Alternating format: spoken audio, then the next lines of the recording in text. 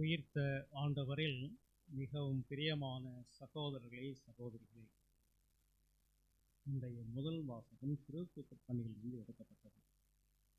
தொடக்க திருச்சபை எப்படி வாழ்ந்தது, எப்படி வாழ்ந்தார்கள் என்பதை நமக்கு சுட்டி காட்டுகின்றது. அவர்கள் எல்லோரும் ஒன்று கூடினார்கள், ஜெபம் செய்வதற்காக, இறை வார்த்தையை பகிர்ந்து கொள்வதற்காக. தங்களுடைய உடைமைகளை எல்லாம் ஒன்று கூடி புனித பேதுருவின் பாதத்தில் வைத்து விட்டார்கள். அவர்கள் யார் யார் தேவைப்படுகின்றதோ உதவி, அவர்களுக்கெல்லாம் இதை வைத்து உதவி செய்தார்கள். இதுதான் திரு அவை தொடக்க திருச்சபையினுடைய பணியாக இருந்தது. அதைத்தான் நாம் இப்பொழுது நம்முடைய பாணியில் அன்பியங்கள் என்று சொல்லுகின்றோம். அன்பியங்கள் எல்லாம் ஒன்று சேர்ந்து செவிக்கின்றோம், இறை வார்த்தையை பகிர்ந்து கொள்ளுகின்றோம், பிறருக்கு உதவும் முன்வர வேண்டும்.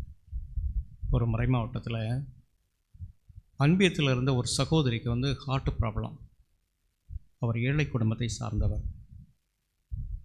அவருக்கு வழி இல்லை. அது ஓப்பன் ஹார்ட் சர்ஜரின்னு சொல்கிறோமே, ஆனால் ஏறக்குறைய 10-15 லட்சங்கள் ஆகும். இந்த அன்பிய உறுப்பினர்கள் தங்களிடமிருந்தெல்லாம் உதவியை, அவங்களிருந்த ரூபாயை எல்லாம் சேர்த்தார்கள். பற்றவில்லை. மற்ற அன்பியங்களை நாடினார்கள். நாடி தேவையான பண உதவி கிடைத்ததும் மருத்துவமனைக்கு சென்று அந்த சகோதரிக்கு ஆப்ரேஷனுக்கு பயன்படுத்தினார்கள். அந்த அருள் சகோதரியும் அறுவை சிகிச்சைக்குறை வெற்றியோடு திரும்பி வந்து இன்று ஒரு சிறப்பான நபராக இருக்கின்றார். இதுதான் தொடக்க திரு அவை மக்கள் செய்தது. அதை பணியை நாம் இங்கு செய்கின்றோம். எனவே நம்முடைய அன்பியங்கள் என்பது ஏதோ ஜெபிக்கிறோம் போகிறோம் என்பது மட்டுமல்ல. கஷ்டத்தில் இருக்கின்றவர்கள், உதவி தேவைப்படுறவர்களெல்லாம் உதவுவதுதான் அன்பியத்தின் முக்கிய பணியாக இருக்க வேண்டும். அந்த பணி நாம் செய்ய வேண்டும். நம்முடைய பங்கில் எத்தனை ஏழைகள் இருக்கின்றார்கள், வசதிகளால் இருக்கின்றார்கள். திருவிழா கொண்டாடுவதற்கு கூட அவங்களுக்கு சக்தி இல்லை.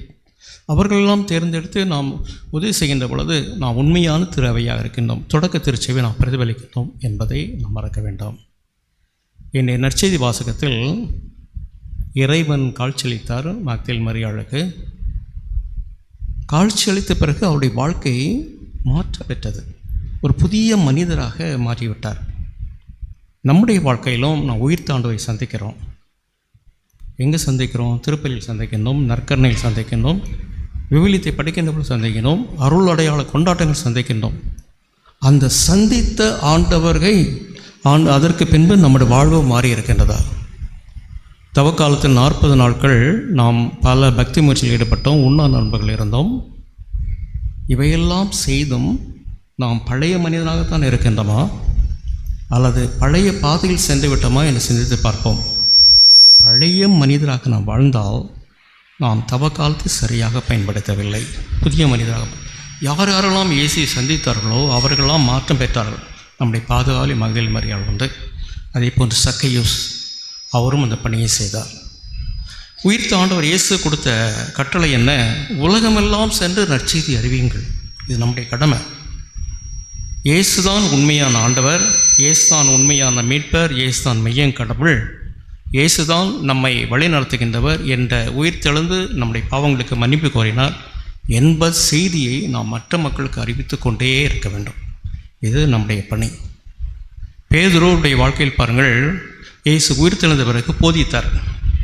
போதிக்கின்ற பொழுது அவர் என்ன செய்தார்? அந்த மக்களை பார்த்து, அந்த இயேசுவை நீங்கள் சிலுவை அறிந்து கொண்டீர்கள், அந்த இயேசு உயிர்த்தெழுந்தார், அதற்கு நாங்கள் சாட்சிகள்.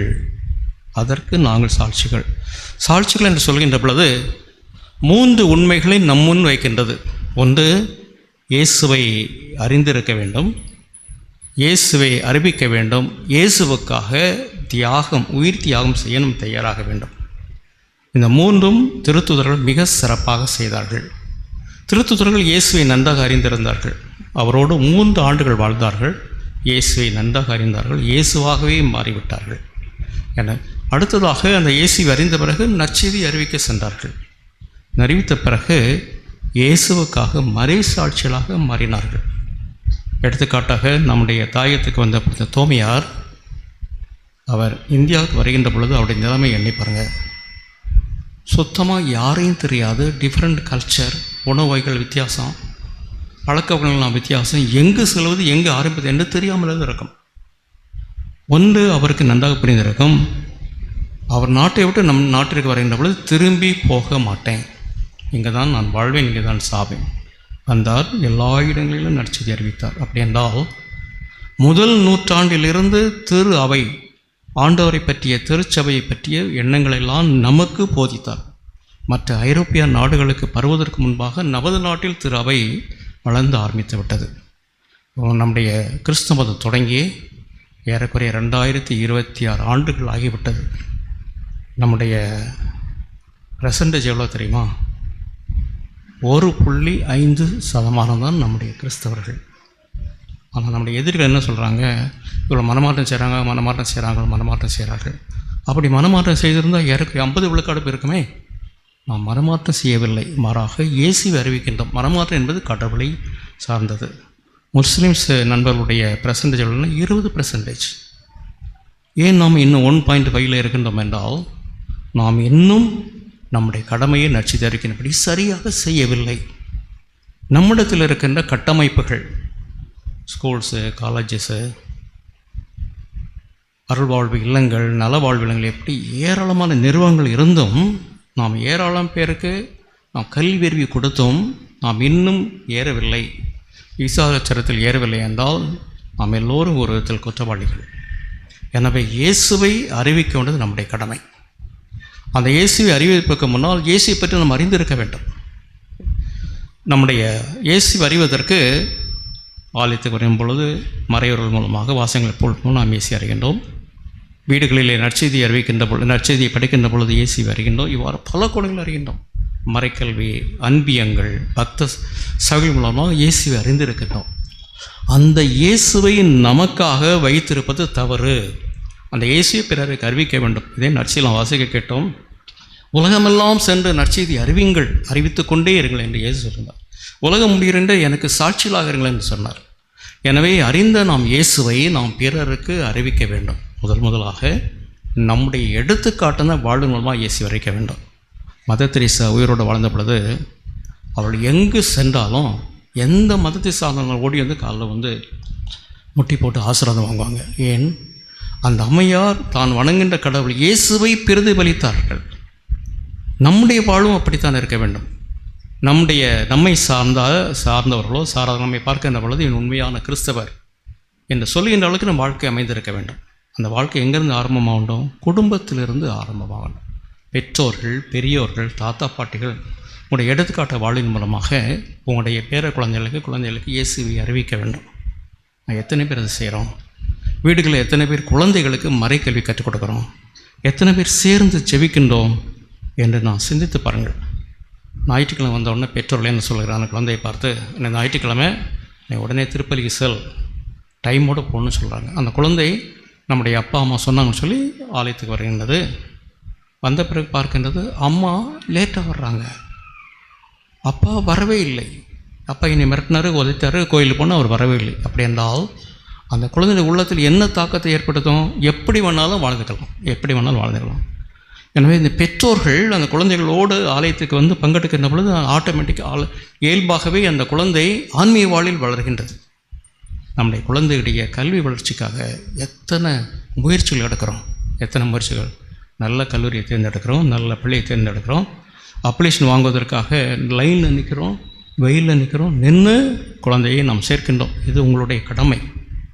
அதே முறையில் என்னுடைய குழந்தை ஆன்மீக வாழ்வில் வளர வேண்டும் என்று எத்தனை பேர் முயற்சி செய்திருக்கிறோம்? பெற்றோர்கள் அன்றைக்கு அந்த குழந்தைகளுக்கு மறைக்கல்வி வீட்டில் கற்றுக் கொடுத்துருக்கீர்களா? அல்லது ஆலயத்தில் மறைக்கல் நடக்கின்ற பொழுது கட்டாயமாக நீ பங்கெடுக்க வேண்டும் எத்தனை பேர் நம்ம அட்வைஸ் பண்ணியிருக்கிறோம்? எத்தனை பேர் குடும்பத்தோடு சேர்ந்து ஜெபம் செய்கின்றோம், பிள்ளைகளோடு சேர்ந்து ஜெபம் செய்கின்றோம்? பாருங்கள். புனித பிரான்சிஸ் சவேரியார் அவர் அரச சபையில் வாழ்ந்தவர். பெரிய பணக்காரர், பெரிய பட்டதாரி, PhD படித்தவர். அவர் குழந்தையாக இருக்கிற பொழுது அவங்க தாய் என்ன பண்ணுவாங்களாம், அவங்களுடைய வீட்டில் ஒரு பாடுபட்ட சிறுவன் இருந்ததாம்.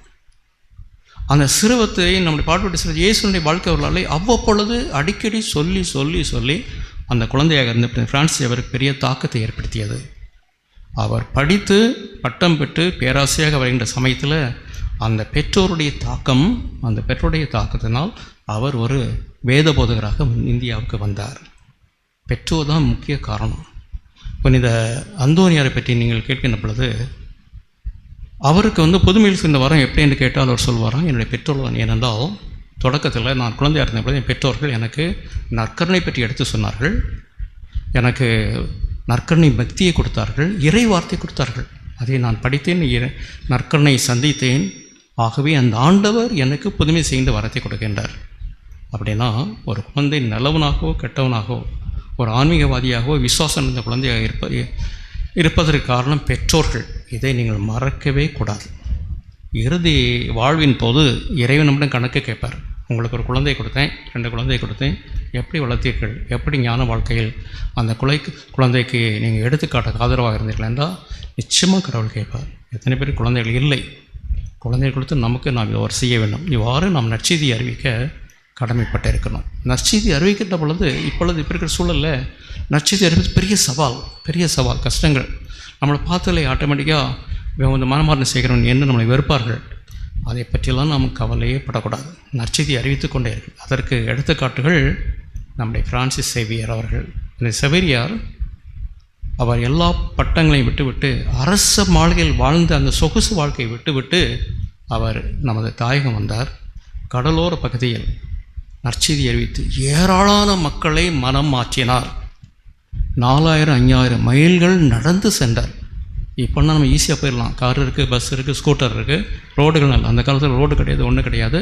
ஒரு வழியாக இன்னொரு வழியாக செல்கின்ற பொழுது நமக்கு பாதுகாப்பு கிடையாது. மனிதர்கள் எடுத்துக்கொண்டு வாழ்வார்கள், மிருகங்கள் எடுத்துக்கொள்வார்கள். இதையெல்லாம் பொருட்படுத்தாமல் வாழ்ந்தார். அவர் மணப்பாடையில் வாழ்ந்த பொழுது நீங்கள் மணப்பாடு பண்ண பாருங்கள், கடலோரத்தில் ஒரு சின்ன குகைமாக இருக்குது, அதில் வாழ்ந்திருக்கிறார். கேட்பதுக்கு வேடிக்கையாக இருக்கின்றது. அரச மாளிகையில் வாழ்ந்த மனிதர் ஒரு சின்ன குடிசையிலிருந்து இயேசுவை அறிவித்தார். அவரை கொல்வதற்காக மத விரோதிகள் பல முயற்சிகள் எடுத்தார்கள்.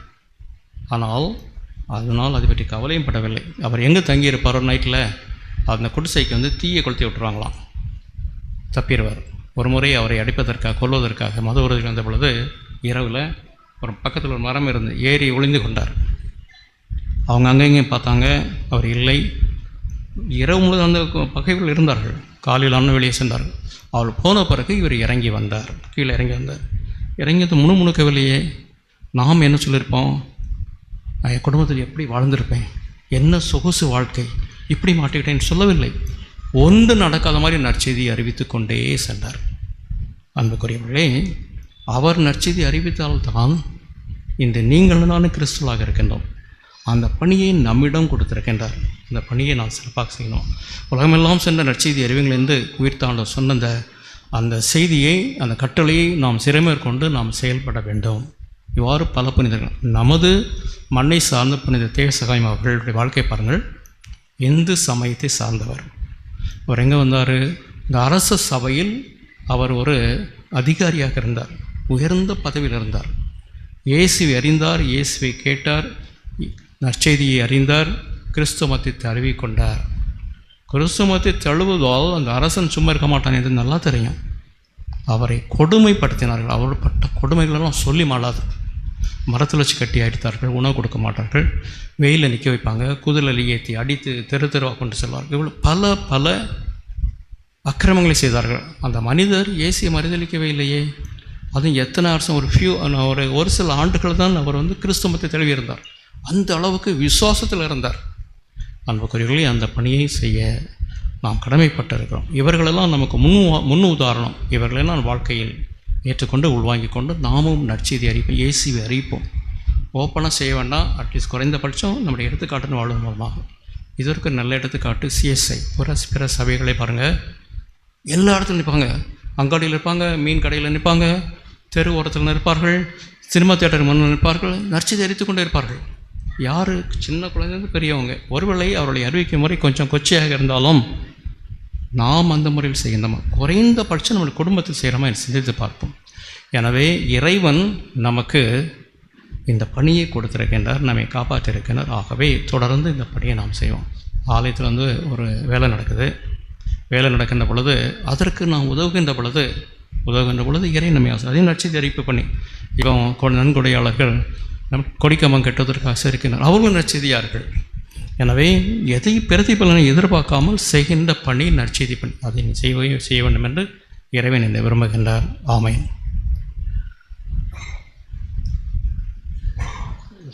இருக்கா?